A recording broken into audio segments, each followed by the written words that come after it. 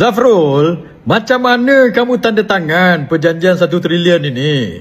Kamu baca agreement pun kamu tak faham, Zafrul. La ilaha illallah. Yang dipetik ialah klausa 5.1. Apa kandungan klausa 5.1 ni? Ya.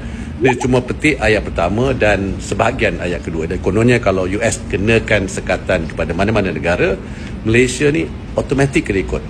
Jom kita baca sama-sama klausa ini. Saya ulang frasa terakhir, to address a shared economic or national security concern.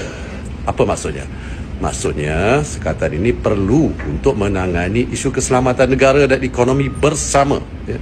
Kata kunci di sini, bersama. Maksudnya, kalau isu tersebut hanya memberi kesan kepada keselamatan negara dan ekonomi Amerika Syarikat, tetapi tidak memberi impak kepada keselamatan negara dan ekonomi Malaysia, kita tak perlu pertimbangkan. Zafrul, patutlah kita punya perjanjian trade agreement dengan Amerika ni ke laut. Kamu baca agreement pun tak faham, Zafrul. Saya baru tengok kamu punya video semalam berkenaan dengan artikel 51 complementary action ini. Baca dekat sini, tuan-tuan.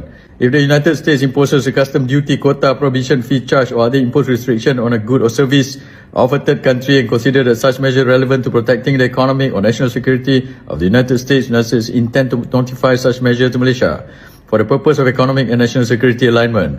Upon receiving such notification from the United States, Malaysia shall adopt or maintain a measure with equivalent restriction effect as a measure adopted by the United States or agree to timeline for implementation that is acceptable to both parties to address a shared economic or national security concern, guided by principle of goodwill and a shared commitment to enhancing bilateral relations between the United States and Malaysia.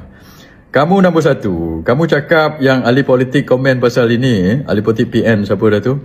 Kan, kamu kata pada ni dia tak baca habis kononnya. Kamu lepas tu kamu cakap dekat situ ada perkataan to address a shared economic or national security concern. So kamu kata bersama itu. So maksudnya apa kamu nak cakap ini? Kalau Amerika impose some restriction kepada negara ketiga, lepas itu interpretasi kamu kalau kita tak share dia punya concern ini, so kita tak payah layan benda ini. Itu interpretasi kamu. Itu bukannya apa yang dimaksudkan dalam perenggan ini, Zafrul. Perenggan ini, artikel ini maksudnya begini. Kalau Amerika impose restriction kepada negara ketiga, katakanlah negara China ke something, dia akan bagi tahu kita. Dia akan notify kita dan kita kena ikut. Lepas tu kita kena address concern dia ni secara bersama. Kamu tahu tak? Sebab ayat last yang kamu tak baca habis.